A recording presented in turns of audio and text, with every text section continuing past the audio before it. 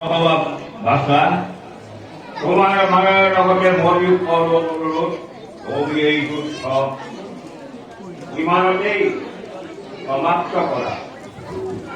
মোৰ ভুল বোধ পিতা ও কাভুলি বৰ্তমানতো হস্তিনাৰ সিংহাসনৰ গৰাকী আপুনি।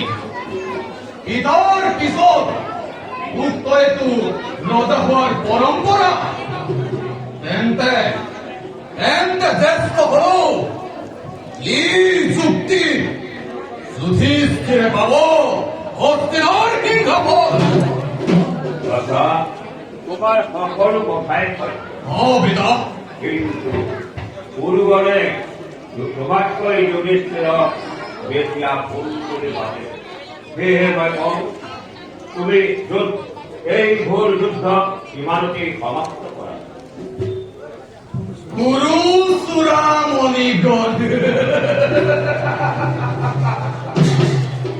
পিতা আছিল পুণ্যেৰ মূল পক্ষ তেওঁলোক মোৰ জন্মৰে পৰা পুৰা বিগুৰে দি আহিছে দুৰাচাৰ বিভূষণ।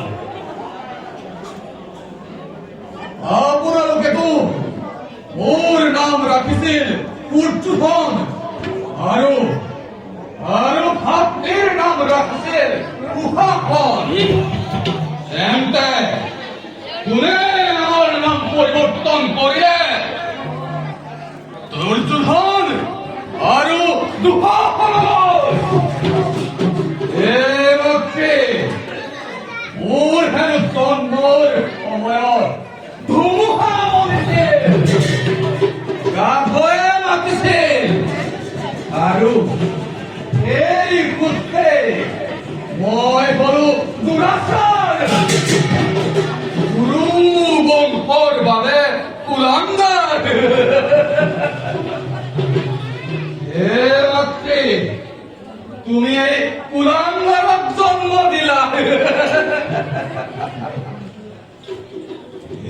পিতা, একে সময়তেতো কুন্তীয়েও জন্ম দিছিল ভীমসেনক, কিন্তু ভীমদাৰো হল দুৰাচাৰ। এতেকে বহু অপমানৰ পুতক কৰিব আছে মোৰ, বহুত প্ৰমাণ দিব আছে মই যে নহয় দুৰাচাৰ।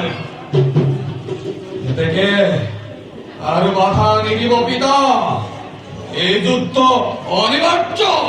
তুমি অহংকাৰ নকৰিবা বাছা। তোমাৰ মাতৃয়ে তোমাৰ পক্ষে কেতিয়াও ভৰি সিদ্ধান্ত লৈ তোমাক বক্তব্য ৰখা নাছিল, কিন্তু মই তোমাক কওঁ তুমি এই ঘোৰ যুদ্ধ ইমানতেই সমাপ্ত কৰা বাছা।